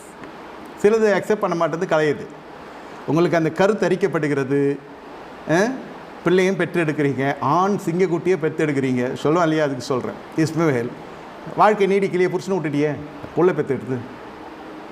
இந்த அநேக குடும்பங்கள் அப்படி தானே போகிறது. புள்ள வரைக்கும் புருஷன், அதுக்கப்புறம் வேணாம் வேணாம், நான் பார்த்துக்கொள்ளுறேன், என்கிட்ட சம்பாத்தியம் இருக்குது, அவரை காட்டில என் பிள்ளையை நல்லா படிக்க வைப்பேன். அப்பனை யார் காட்டுவேன்? அப்பா எல்லாத்தையும் வளரணும். இன்று உங்களுடைய நிலை என்ற அளவிற்கு இருக்குது என்றால், உங்கள் பெற்றோர்கள் தேவனை அறிந்தவர்களோ அறியாதவர்களோ ஏதோ ஒரு நீதிக்குள்ளே அவர்களுடைய வாழ்க்கை காணப்பட்டது. இன்று நீங்கள் உயர்ந்து காணப்படுகிறீர்கள். உயர்த்தப்பட்டு நீ ஏன் தாழ்த்தப்பட்டு போக வேண்டும்? படிப்பு இருக்கிறது, சம்பாத்தியம் இருக்கிறது, சரத்தில் பலன் இருக்கிறது, புருஷன் இருக்கிற வரைக்கும் இருக்கட்டும், அல்லது புருஷன் ஒரு பிள்ளை வரை இருக்கட்டும், அதன் பிறகு என் வாழ்க்கையை நான் பார்த்துக்கொள்வேன் என்றால், நீ புருஷனை அவமதிக்கலை, விவாக உடன்படிக்கை அவமதிக்கிறாய். சில காரியங்கள் உனக்கு அடைக்கப்பட்டு போய்விடும். போய்கொண்டிருக்கிற வேலை நின்று போய்விடும், வந்து கொண்டிருக்கிற பணம் நின்று போய்விடும். சரீரம் வேலைக்கு போகிற அளவுக்கு அது சரீரத்தில் இருக்கிற புஷ்டியும் மேன்மையும் பலனும் பலவீனமாய் மாறிவிடும். நான் சபிக்கவில்லை, வருகிற காரியங்களை எடுத்து சொல்லுகிறேன். ஏனென்றால் வேதம் சொல்லுகிறது, ஐஸ்வர்யத்தை சம்பாதிக்க பலன் கொடுக்கிறவர் கர்த்தர். உபாகம் 8:18 சொல்லுகிறது, வேலை கிடைப்பதற்கு முன்பு உன் சரீரத்திற்குள்ளேயே நல்ல ஒரு ஆரோக்கியம் இருக்க வேண்டும், போக்குவரத்தமாக இருக்க வேண்டும், உழைக்க வேண்டும், காலையில் எழும்ப வேண்டும், ஆகாரம் கொடுக்க வேண்டும் வீட்டாருக்கு, அது பிறகு பணிவிட செய்ய வேண்டும், அது பிறகு போய் பணிக்கு போக வேண்டும், திரும்பி வர வேண்டும். என்னதான் வர்க்கட்டுவமாக இருந்தால் கூட நம்முடைய சரீரம் ஒத்துழைப்பு கொடுக்க வேண்டும். பிரியமான தேவனுடைய ஜனமே, நீங்கள் அவமதிக்கிறது கணவனே அல்ல, மனைவி அல்ல, திருமண உடன்படிக்கையை. இது இன்னொரு சரீரத்துக்கு நீ அதிகாரி, அந்த அதிகாரி என்று எண்ணம் போய்விடும். அந்த மனசு எப்பனா போகிறான், அந்த மனசு எப்பனா போகிறான். நீ அதிகாரி ஐயா, நீ அதிகாரி அம்மா, குடும்பத்துக்குள்ளே உன்னுடைய கணவனுடைய சரத்துக்கு நீ அதிகாரி, குடும்பத்துக்குள்ளே ஒரு மனைவியின் சரத்துக்கு நீ அதிகாரி. இந்த அதிகாரத்தை விட்டுவிட்டு நான் உலகத்தில் நான் அதிகாரம் இருக்கிறேன் விரும்புகிறேன் என்று சொல்லுகிறவன் உண்மை அது என்ன சொல்லுகிறது? ஒரு பகுதி உனக்கு உடைந்து கொண்டிருக்கிறது. அதனால தான் பிரகாசிக்கிற நட்சத்திரங்கள்லாம் குடும்பத்தை இழந்து விடுகிறது. ஈசாக்குடைய வாழ்க்கை நீங்கள் பார்க்கிற பொழுது அந்த மனுஷனும் மகா வறட்சியான காலத்தில் சென்று கொண்டிருந்த பொழுதும் சரி, அது பிறகு வளர்ச்சி வந்த பிறகும் வளம் வந்த பிறகும் சரி, அந்த ஒரே மணியோடு வாழ்க்கை நடத்தி முடிக்கிறான். அந்த வறட்சி கொஞ்சம் நிமிடம் மட்டும்தான், அந்த 2 வரிகள் மட்டும்தான் எழுதப்பட்டிருக்குது, பஞ்சகாலம் என்று. உடனுக்குடன் மனைவியோடு விளையாட ஆரம்பிக்கின்றான். அதன் பிறகு அவனுக்கு வாழ்க்கையிலே பல ஆசீர்வாதங்கள் வர ஆரம்பிக்கிறது. அது எதை குறிக்குதுனால் சரீர இணைப்பை குறித்து சொல்லவில்லை, மன ரீதியாய் அவள் அவமதிக்கப்படவில்லை. அந்த அம்மாவும் அவரை அவமதிக்கவில்லை பணம் இல்லைன்னு, இந்த ஐயாவும் அது ஒரு விதமான அவமதிக்கவில்லை. சூழ்நிலைலாம் எப்படி இருக்கிறது என்று பார்த்து கொண்டிருக்கவில்லை. வளர்ந்த பிள்ளைகள் வீட்டில் இருக்கிறாங்க. ஆனால் ரெபேக்காலோடு ஈசாக்கு விளையாடினான். சொந்த மனைவியோடு விளையாடுறது சொல்கிறேன். நம்மளால் எங்கேயோ விளையாடுறான்னு தெரில. பார்த்தா காசு வரமாட்டேது, வீட்டுக்கு அக்கௌண்ட்லேயே இருக்க மாட்டேன்து. இப்போது ஒரு உண்மையை மறைக்க பல போய் சொல்லிக்கொண்டே வருகிறான். பாருங்கள், நாட்டு நடப்பெல்லாம் சொல்கிறேன். படிப்புக்கு பிரச்சனை இல்லை, சரீரம் நல்லா இருக்குது, அந்த துஷ்பிரயோகம் பண்ணப்படுகிறது. கொஞ்சம் நாட்களில் அந்த உடல் என்ற ஆலயத்தை ஒருவன் கெடுத்தால் தேவன் அவனை கெடுத்து போடுகிறவராய் காணப்படுகிறார். முதலில் அடிக்கப்படுகிறது நிர்வாகம், பொருளாதாரத்தில் தான். ஒரு அடி ஒழுகிறது பொருளாதாரத்தில், தலை வாலாகிற அளவுக்கு வாழ்க்கையின் தரம் குறைய ஆரம்பிக்கிறது, சரீரம் தீட்டுப்பட ஆரம்பிக்கிறது. போஜன பிரியம், குடியனும் போஜன பிரியம் தரித்திரம் அடைவான். அந்நியர்களும் நாகர்த்து புசிக்கிறாங்க. தேவையில்லாத கூட்டாளிகள், தேவையில்லாத ஐக்கியம், தேவையில்லாத சவகாசம், எல்லாவற்றுக்கு மேலாக அவமதிக்கிற எண்ணம். புருஷன் கிடக்கிறான், மனைவி அது ஏதோ ஆச்சு, விவாகமே விபத்தாய் நடந்து விட்டது, எப்படியோ நடந்துச்சேயா, அதெல்லாம் கேட்காதீங்க. சலிப்பு, வேதனை, பிள்ளைங்களாம் வளர்ந்துட்டாங்கன்னு பார்க்குறேன், இல்லைன்னா என்ன பண்ணேன்னா இன்னொரு கல்யாணம் பண்ணி இன்னொன்று இதே பிரச்சனை தான் வரும். அங்கே ஒரு இடத்துல பிரச்சனையை சரி செய்து கொள்ளக்கூடாதா? உங்களுக்குள்ளே தேவசபம் இருக்கிறதே, உங்களுக்குள்ளே பரிசுத்தவான்கள் இருக்கிறார்களே. பவுல் சொல்லுகிறார், உங்களுக்குள் வாக்குவாதம் பண்ணி புறஜாதிகளை போல் நீங்கள் வழக்கு வாய்தாக்கள் என்று போவது என்ன? பரிசுத்தவான்கள் இருக்கிறவர்களுக்கு வைத்து பேசி தீர்த்து கொள்ளக்கூடாதா? கொரிந்து சபையாரே, இதை அனைத்து வரங்களும் பெற்ற சபை, ஆவிக்குரிய 9 வரங்களும் பெற்று கர்த்தருடைய வருகைக்காய் காத்து கொண்டிருக்கிறது. ஆனால் குடும்பத்துக்குள்ளே தாறுமாறான ஜீவியம் செய்கிறபடினால்தான் வேதம் அவ்வளவாய் 1 கொரிந்தியர் 2 கொரிந்தியர் இல்லை அதிகமாய் குடும்பத்தை பற்றி எழுதப்பட்டிருக்கிறது. அவர்களுக்குள்ளே அந்த கொரிந்து பட்டணத்தில் கொரிந்தி சபையார் எதையுமே ஒழுங்காக செய்யவில்லை. எவன் அமைச்சிக்கிறது, அவன் பட்டாட்டி அமைச்சிக்கிறது, இஷ்டத்துக்கு eating, meeting, dating, all were in to practise those days. That's what Paul condemned it. ஆரம்பம் இனிமையாக இருக்கும், முடிவு கசப்பாக போகும். இங்கு குடும்ப வாழ்க்கையில் ஆரம்பம் அற்பமாக இருக்கும், முடிவு சம்பூர்ணமாக இருக்கும். என் முன்னாடி கூட போகிறப்போ நல்லா தான் இருக்கும் ஆரம்பம், முடிவு சின்னாபின்னமாக போய்விடும். ஆமாம், இது அப்படி தான் ஆச்சு. தாவீது எப்படி போனால் இந்தம்மா எப்படி போயிடுச்சு? அவர் செய்யறது கரெக்டாக? இதே காரியம் நான் பண்ணியிருந்தேன்னா பாஸ்டர், இதே வேலை அவர் பண்ண வேலை நான் பண்ணியிருந்தேன்னா, உலகம் தான் சும்மா விடுமா இல்லை நீங்கள் தான் சும்மா விடுவீங்களா? அதுக்கு அத்தனையும் காரணமே பாவி நீ தானே. அது எடுத்துக்கொள்ளணும் இல்லையா? கணவனை சாடுறதுக்கு முன்னே நான் உங்களை ஒழுங்காக மேய்ச்சிருந்தேன்னா அதுக்குரிய அனுகூலத்தை கர்த்தர் தரப்போகிறார். நீங்கள் கொடுக்குற காணிக்கை வச்சு சொல்ல நான் சொல்கிறேன், அதை பார்த்து கர்த்தர் ஆசீர்வதிக்கிறார். அதனுடைய வழிகள் தான் தசமாகம் வருகிறது. தசமாகம், காணிக்கை, this all the tools. tithes and offerings are the tools allotted by God. தரலனாலும் கர்த்தர் நடத்துகிறார் இல்லையா? அழைத்தர் உண்மையுள்ளவர். அதுபோல் கணவனுக்கும் மனைவிக்கும் பிரச்சனை வருவதற்கு இருவர் சரீரத்தின் மீது தான் சொந்த சேர்த்துக்கு அதிகாரி இல்லை, அடுத்த சேர்த்துக்கு அதிகாரி. அவன் பண்ணுற அனைத்து தவறுக்கும் அதிகாரி பொறுப்பெடுத்துக் கொள்ள வேண்டும் என்று சொல்ல வருகிறேன். நான் இப்படி பண்ணியிருந்தால் இல்லை, நீ அவனை பண்ண வச்ச. கான்சன்ட்ரேஷன் ஃபுல்லாக மீகாலுக்கு தாய் வீட்டு மேலே இருக்குது. இது என்ன இஸ்ரேலுக்குள்ளே இது இருக்குன்னே தெரில. அதனால தான் தாவீது அது பக்கமே போல. இதுக்கு கொஞ்சம் if you have paid attention with the first one, the rest all wouldn't have existed. இது எங்கே அம்பா பின்னாடி இருக்குது, இங்கே போகலான்னு பார்த்தா அவன் வெட்டுறன் குத்துறன்றான். யார்? சவுல் ராஜா. போய் ஏதாவது பேசி சரி செய்து கொள்ளான்னு தாவீது நினச்சிருக்கலாம். இது அப்பன் பக்கத்தில் இருக்குது, எதிராளி பக்கம். அவன் பட்டயத்தை எடுத்தால் வெட்டுறேன் குத்துறேன் கிழிக்கிறேன்றான். அவன் அசுத்தாய் பிடிச்சவன். நடுவில் தீர்க்கதரிசனம் வரைக்கிறான். அப்புறம் அந்நிய பாஷை பேசுகிறான், அநியாய பாஷை பேசுகிறான், திடீர்னு இதை பண்ணுறேன்றான் அதை பண்ணுறான். அவனை யாருன்னே அவனை ஃபிகர் பண்ண முடியல. பரிசுத்தவானா யாருன்னே தெரில அவனுக்கு. ஆவிக்குரிய ரீதியிலே பார்த்தான். தாவீது பார்த்தார், எதுக்கு வம்பு, கர்த்தர் எனக்கு வேறு வழியை திறப்பார், வேறு வாசல் திறப்பார், அப்படி போயிட்டார். தாவீது பண்ணது கரெக்டுன்னு நான் சொல்ல வர்றதுக்கு எப்படியெல்லாம் முறிக்கப்படாமல் ஆம்பளை ஆப்பர்ச்சுனிட்டி தேடின்னு இருப்பான், எது கிடைக்கும்னு. பெண்கள் அது கொடுக்கலாமா?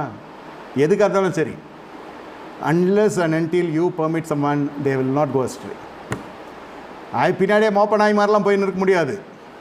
அது கட்டுக்கடங்க அதை கிட்டாரி. ஆனால் அதை கட்டி மேய்க்க தெரிந்திருக்க வேண்டியவள் தான் குணசாலியான ஸ்திரீ. அவனை பராமரிக்கலாம், அவன் வீட்டாரை பராமரி, அவன் ஆட்டோமேட்டிக்காக அடிமையாடுவான். யாரும் வேணா நீ ஒண்டி தான் வேணும்னா அவன் நீ வேணா எனக்கு வேற ஒருத்தி வேணும்னு போடுறான். மேட்ரு தான். அவமதிக்கிறீர்கள், உடன்படிக்கை அவமதிக்கிறீர்கள். இது திருமண உடன்படிக்கும் பாதிக்கப்படுது, ஞானஸ்தானம் உடன்படிக்கும் பாதிக்கப்படுது, திருவிருந்தம் உடன்படிக்கும் பாதிக்கப்படுது. ஒரு வேஸ்தனம். அதன் பிறகு சுமக்க வேண்டிய நம் 10 பேர் நமக்கு தேவைப்படுறான், நம்மளை தூக்கின்னு போய் விடுறதுக்கு. எங்கே? ஆலயத்துக்கெல்லாம் இல்லை, பாத்ரூம்கே. Can you just hold me? எதுக்கு? பாத்ரூம் வரைக்கும் கொண்டு போகணும். கொஞ்ச நாள் மக்களுக்கெல்லாம் சலிச்சு, இந்த கிழவங்கிட்ட போனால் அப்படி ஆகிடும். சின்ன வயசாக இருந்தாலும் அது அப்படி தெரியும் தோற்றம். இந்த கிழவங்கிட்ட போனால் பாத்ரூம் கொண்டு போய் விடணுமா, அப்புறம் ஃப்ளஷ் அவுட் பண்ண மாட்டான். இவனுக்கு இந்த ஸ்கேவஞ்சர் வேலை பண்ணுறதுக்கு நம்ம வந்தோன்னு பேர பசங்களாம் தாத்தா எனக்கு தூக்கிட்டு தாத்தா ஆனோம் கூப்பிட்டா. இல்லை பெத்த பசங்களாக இருந்தாலும் அதுதான் சொல்லும். ஏன்னா அம்மா இன்ஃப்ளூயன்ஸ் பண்ணோம் இல்லையா, அந்த மனுஷன் பற்றியா அப்படி போனால் இப்படி போனால் நியூஸ் மாதிரி வரும். அது ஏற்றி சொல்லுவான் கொஞ்சம் கொஞ்சம். அவன் ஒன்று பண்ணியிருப்பான், அவன் அப்படி ஊரெல்லாம் பொண்டாட்டிடா, எங்கே இருக்கானோ தெரில, 2 பசங்களை பார்த்தேன் உன்ன மாதிரியே இருந்தது அப்படின்னா என்ன அவன் பையனோ பொண்ணோ பிள்ளையோட ஜாலியில் 4 பிள்ளை அந்த அம்மா பார்த்துச்சின்னு சொல்லிச்சுன்னா எவ்வளோ பெரிய விஷயம் அது. நம்ம பசங்களுக்கு என்ன தெரியாதான்? படிக்காத பசங்களாம் அதுங்க. படிப்பு படிக்கலாம்லோ இந்த விஷயம்லாம் நல்லா தெரியும். படிப்பு தவிர மற்றெல்லாம் ப்ரில்லியண்டாக இருக்கிற பிள்ளைங்க இருக்குன்னா தீர்த்தான் அவன் அப்பேன். ஜென்மத்துக்கு அதுங்க ஏற்றுக்காதுங்க. அது காரணம் யார்? துர்போதனை நம்ம மேடம். வீட்டில் கொடுக்குற இது வேதம் சொல்லுகிறது, நியாயப்பிரமாணத்தில் தேவன் செய்த நன்மைகள்லாம் எடுத்து சொல்லுங்க பிள்ளைங்களுக்குன்னா, அப்பனோட இந்த அநியாய லீலிகள்லாம் எடுத்து சொன்னால் அவன் பிள்ளையும் அப்பனும் அவ்வளோதான், அவன் பங்காளி சட்டை மாதிரி தான் ஆகிடும். உடன்படிக்கை போச்சா, ஒரே பாலில் 3 விக்கெட்டும். ஒரே ஒரு விவசாயத்தில் ஞானஸ்தானம் போச்சு, திருவிருந்து போச்சு, திருமண உடன்படிக்கையும் போச்சு. பிசாசு ஜெயிச்சுட்டான். அப்புறம் வாதை வருது, கொரோனா வருது, டரோனா வருது, அவங்க அக்கா வருது, தங்கச்சி வருது, இது வருது அது வருதுன்னா ஏன் வராது? எவ்வளோ வந்தாலும் நிற்க மாட்டேங்குது, எவ்வளோ வந்தாலும் செலவாகி போகுது, எவ்வளோ வந்தாலும் இதெல்லாம் பார்த்து நடந்து கொள்ள வேண்டும். இந்த நல்ல நாளிலே கர்த்தர் சொல்லுகிறார், உனக்கு சந்தோஷம் வரும். கெட்டுக்கொள்ளாத உடன்படிக்கை பெட்டி நோக்கிப்பார், கர்த்தரை நோக்கிப்பார். அண்டவரே உடன்படிக்கை பெட்டியை நான் சரியாக கவனிக்கல, உடன்படிக்கை பெட்டி எண்ணி வைத்து அது இழந்து போச்சு. அந்த மனுஷனை சொல்லி ஒன்றும் இல்லை. I should take the responsibility, I should take the blame on me and repent myself for the restoration. I can't keep blaming other person. I have to repent for my own deeds and action which I failed to do it. For the sake of restoration, you need to restore. The time of restoration had come in your life. The days of mourning had got over in your life, says the Lord of the host. You need to accept and repent yourself for your partner's blemish. Until you permit, the other end will not take you for granted. You're given an opportunity. You're turned out to be a stumbling block. Your silence made him to activate in a negative realm. Please break off your silence. Let the long silence shall come to an end, says the Holy Lord of the host. Hallelujah. கண்களை மூடி கர்த்தரை நோக்கி பார்ப்போமாக. ஆண்டவரே நீ சொன்ன ஆசீர்வதியும் பலப்படுத்தும் கிருபைக்குள்ளே மூடி மறைத்துக்கு நடத்துவீராக. இந்த நாள் முதல் கொண்டு இந்த வீட்டிலே சந்தோஷம் வரட்டும், சௌபாக்கியம் வரட்டும், இழந்த ஜனங்கள் திரும்ப வரட்டும், இழந்த ஆசீர்வாதம் ஒன்று திரும்ப வரட்டும். இன்றிலிருந்து இவர்கள் பொருளாதாரம் உயர்த்தப்படட்டும். ஆசீர்வதிக்கிறோம், ஒவ்வொரு பிள்ளைகளையும் ஆசீர்வதிக்கிறோம். புதிய கல்லூரிகளுக்காக காத்திருக்கலை ஆசீர்வதிக்கிறோம். கொடுக்கப்பட்ட நல்ல மதிப்பெண்களுக்காக ஸ்தோத்தரிக்கிறோம். ஆசீர்வதியும் இயேசுவின் ரத்தளிக்கிறோம். இயேசுவின் நாமத்தில் பிதாவே, ஆமென். We have an evening service 6:30. Please join us. என் ஆத்துமாவே கர்த்தரை ஸ்தோத்திரி, முழு நாமத்தை ஸ்தோத்திரி. என் ஆத்துமாவே கர்த்தரை ஸ்தோத்திரி, கர்த்தர் செய்த சகல உபகாரங்களையும் மறவாதே. ஆமென். கர்த்தராகிய இயேசு கிறிஸ்து கிருபையும் பிதாவாகிய தேவனுடைய அன்பும் பரிசுத்த ஐக்கியமும் நம்ம நேரோடு சதாகாலம் சொல்ல பரிசுத்தம் கூட இருப்பதாக. ஆமென். நன்றி, வணக்கம். கர்த்தர் உங்களை ஆசீர்வதிப்பார்.